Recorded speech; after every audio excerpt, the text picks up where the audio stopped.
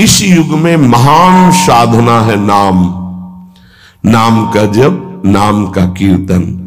तुम्हारे सारे स्वार्थों की पूर्ति और परमार्थ की पूर्ति इसी से हो जाएगी। इसलिए जो चतुर शिरोमणि हैं वो इस युग के गुण को जानने वाले सारग्राही भारी प्रशंसा कलयुग की करते हैं कि जो बड़ी बड़ी 10-10 हजार वर्ष की साधना से लाभ नहीं मिलता वो कलयुग में नाम कीर्तन से मिल जाता है, नाम जप से मिल जाता है। दाहिने पैर के अंगूठे के बल खड़े होकर के केवल दाहिने पैर का अंगूठा भूमि में स्पर्श, दोनों हाथ उठाए हुए 10,000 वर्ष तक जब, तब कोई बात। यहां केवल नाम कीर्तन से, नाम जप से परम लाभ। नाम में बहुत बड़ी सामर्थ्य है। विश्वास करो और पकड़ लो नाम। ये जो नाम चर्चा होती है ना, ये सार बात तुम्हें सुनने को मिल रही है, इसे पकड़ लो। ऐसा मन में बैठा लो कि अगर नाम नहीं चल रहा तो आपकी बहुत बड़ी हानि हो रही है। ये बहुत परम ज्ञानी हनुमान जी भी महाराज कहते, कहा हनुमंत विपत्ति प्रभु सोई, जो तो सुमिरन भजन न होई। परम रसिक शिरोमणि श्री सेवक जी महाराज कह रहे हैं, हानि हरिवंश के नाम अंतर पड़े, लाभ हरिवंश उच्चरत बानी। उनकी जिह्वा बड़ी पावन हो गई है जिनकी जिह्वा में नाम चल रहा है। कोई भी हमारे प्रभु के विविध नाम है, मुकुंद माधव गोविंद राम कृष्ण दामोदर हरि, जो भी जिनको प्रिय है, जो गुरुदेव ने दिया है। जैसे अपने वृंदावन वासी राधा उपासी तो राधा राधा राधा राधा राधा, किसी की नहीं सुनना, कुछ नहीं सुनना। क्या महिमा है हमको ज्यादा ध्यान नहीं देना, हमें ध्यान देना है जप में अपने आप महिमा प्रकाशित हो जाएगी। नाम का प्रभाव तब समझा जाए कि अब रंग ला रहा है जब नाम ऐसे हो जैसे हम पुकार रहे हो। राधा अंदर से निकले, आंखों से अश्रु निकले, रोमांच हो जाए, हृदय गदगद हो जाए, पूरा स्वर निकलना मुश्किल हो जाए, नाम निकलना, ये है इसका फल। एक भक्त ऐसे रस में डूबा हुआ है नाम के, तो एक दिव्य तेजमयी शक्ति सामने आती है। मुक्ति हूं, मोक्ष पद, कैवल्य परम पद, तुम्हारी सेवा में उपस्थित हूं क्योंकि तुम निरंतर नाम जप करते हो। मुक्ति रूपागताश्मि भवती कस्माद कस्मादिह, तो तुम बिना बुलाए आती हो क्या मुक्ति से? हां, तुम्हारे जैसे भक्तों के पास जो निरंतर नाम जप करते हैं, मैं उनकी दासी बनना चाहती हूं, मोक्ष पदवी। नहीं तो अकस्मात क्यों आ गई? मैंने चाहा नहीं। तुम जिन देवाधिदेव प्रभु का नाम जप कर रहे हो, श्री कृष्ण चंद्र जी का, मैं उनके दासों को ये पद प्रदान करना चाहती हूं। मुझे कृपा करके स्वीकार कर लीजिए। ध्यान दीजिए, मोक्ष पदवी क्या कह रहे? मुझे कृपा करके स्वीकार कर लीजिए, बड़ा उपकार होगा कि आप जो मुझे स्वीकार कर लेंगे। तो बोले, दूरे तिष्ठ मनागना गशी कथम कुर्याम अनार्यम मई। हे, दूर खड़ी रहे मोक्ष पदवी से, तू मेरी दृष्टि में नितांत अपराधी है। नहीं, मैं तो मुक्त करने वाली हूं, संसार से जीवन मुक्त अवस्था प्रदान करती हूं, मैं अपराधी कैसे हूं? तो सुन, जब मैं तुझे स्वीकार कर लूंगा तो मैं चरण सेवा नहीं कर पाऊंगा, मैं नाम जप नहीं कर पाऊंगा, तो तू मेरा नाश करने वाली कहलाएगी। तुम्हारी तो सुगंध मात्र भी मुझे पसंद नहीं। मुझे मुक्त नहीं होना, मुझे आसक्त होना है श्री कृष्ण चरण सेवा और उनका नाम जप। और तू मुझे श्री कृष्ण में लय कर देगी? नहीं चाहिए, मैं स्वीकार नहीं करता, मैं भगवत दास हूं, इससे बढ़कर तेरा पद नहीं है, तू भगवान का विस्मरण करा देगी, क्योंकि लय हो जाने पर सत्ता ही नहीं रहती। ये मेरा नाम छूट जाएगा जो जप रहा हूं, ये मेरी सेवा छूट जाएगी। मैं उपास्य देव में लीन होकर उपास्य देव नहीं बनना चाहता, मैं उपास्य देव की सेवा में और नाम जप करना चाहता हूं। इसलिए तू अनार्य है, मेरे सामने से हट जा, मैं तुझे स्वीकार नहीं करता। त्वद गंधा निज नाम चंदन रसाले पश्चलोपो भवेत, तेरी गंध भी आ जाए तो भगवत प्रेम का लोप हो जाता है, इसलिए मुझे नहीं चाहिए। ये नाम जापक की महिमा। भगवान ने भी कहा दीयमानम न ग्रहणंति बिना मत सेवनम जना, अगर मैं उनको मोक्ष पदवी भेजता हूं, देता भी तो वो स्वीकार नहीं करते हैं। बहुत विचार पूर्वक देखा गया कि उपासक का परम धन नाम है। लोक परलोक की जो भी तुम्हें भोग सामग्री चाहिए, पदवी चाहिए, सिद्धियां चाहिए, मोक्ष चाहिए, प्रेम चाहिए, सब नाम जप से मिल जाएगा। ये किसी एक महापुरुषों के नहीं, शास्त्र प्रमाणित है। इतने नाम महिमा से युक्त महापुरुष, जितने भी बड़े बड़े महापुरुष हुए हैं, चाहे जहां के हो, सब नाम से ही हुए हैं। सुलभ से सुलभ परमार्थ का सहज साधन और सर्वोपरि साधन निरपवाद रूप से समस्त महापुरुषों ने स्वीकार किया है नाम। भारी दुख और संकट में, दुख और संकट स्पर्श ना कर पावे वो स्थिति प्रदान करता है नाम। देखो, दुख और संकट स्पर्श न कर पावे शब्द है। दुख संकट घेरते हैं, स्पर्श नहीं कर सकते, अर्थात इतनी ऊंचाई होती है कि पांच भौतिक देह पे ही प्रहार हो सकता है, स्वरूप पे नहीं। और वो नाम के बल से ऐसी ऊंचाई पे होता है जहां नैनम छिन्नन्ति शस्त्राणि नैनम दाति पावकः न चैनम क्लेदयन्त्यापो न शोष्यति मारुतः। ये स्थिति है, ये बातों से नहीं सही जा सकती। ये जब स्थिति आती है तब ऐसा होता है। भविष्य में कोई ऐसा दुख नहीं है जो नाम जापक को आके स्पर्श कर सके, विचलित कर सके। इसलिए साधकों को सिद्धावस्था प्रदान करने वाला एकमात्र साधन नाम है। पकड़ लीजिए। रोज चर्चा इसकी श्री जी करवा रहे हैं, इसीलिए कि यही एक कलिकाल में विशुद्ध महामहिमा में और चहुं युग चहुश्रुति नाम प्रभाव, चारों युगों में रहा, केवल कलयुग में ही नहीं है। चहुं युग चहुश्रुति नाम प्रभाव, कलि विशेष नहीं आनो पाओ। कलयुग में ये विशेष है, न आनो पाओ, स्पष्ट कह दिया, ना आनो पाओ।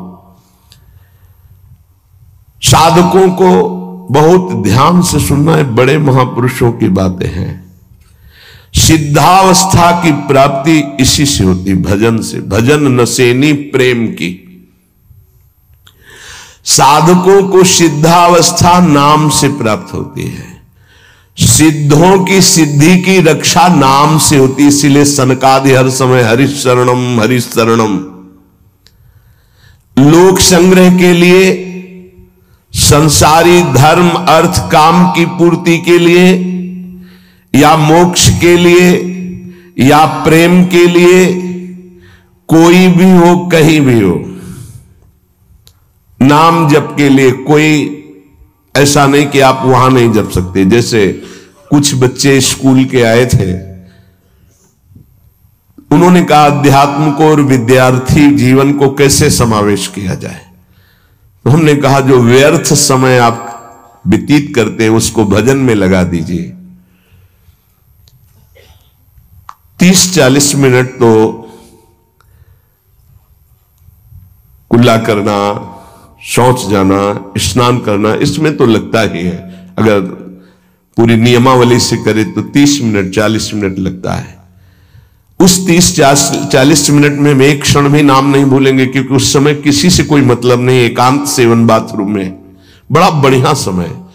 तो किसी ने प्रश्न किया, पावन नाम को क्या शौचालय में लिया जा सकता है? हाँ, बहुत बढ़िया एकांत स्थल है, नाम जप के लिए बहुत बढ़िया है। नाम जप के लिए निषेध नहीं, मंत्र जप के लिए निषेध है। नाम तो अपवित्र पवित्रो वा सर्वावस्थांगत, अपवित्र हो या पवित्र हो, सर्वावस्थांगतो पीवा, कहीं भी आप नाम जप कर सकते हो। अब जब शौच में है तो मौन नाम जप करते हैं, कोई वहां कीर्तन थोड़ी मजीरा लेके करते हैं, अंदर ही अंदर नाम जप कर रहे हैं। किसी ने प्रश्न किया था, क्या परम पवित्र राधा नाम जो आप उपदेश करते हैं, बच्चों को कहा शौच में आप जप सकते हैं, तो क्या शौच में निषेध नहीं है?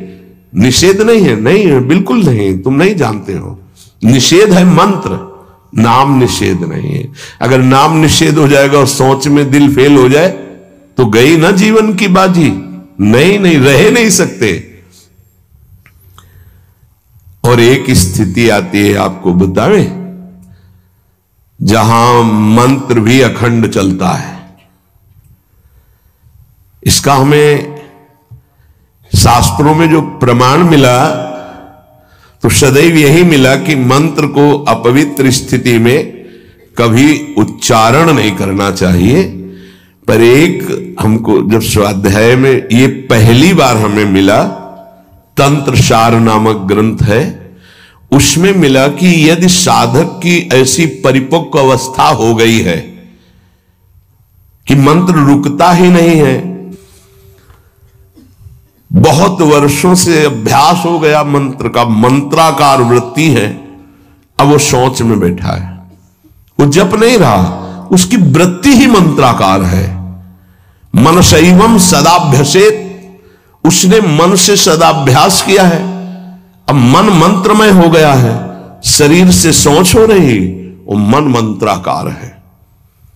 वैसे पीछे तक ये था कि मन मानसिक भी जप मंत्र का नहीं, ऐसा ही अभ्यास। ये जिस दिन मिला तो बहुत युद्ध करना पड़ा, जो मानसिक एक अभ्यास, तो उसमें बताया असुचिर व सुचिर वापी, अपवित्र है या पवित्र दशा में है, गच्छस तिष्ठन स्वपन्नपि, वो चल रहा है या बैठा है, किसी भी स्थिति में लेटा है सैया पे, मंत्रिक शरणों विद्वान मन शैवम सदाभ्यसेत, उसका अभ्यास है तो सदैव उसके मंत्र चलेगा।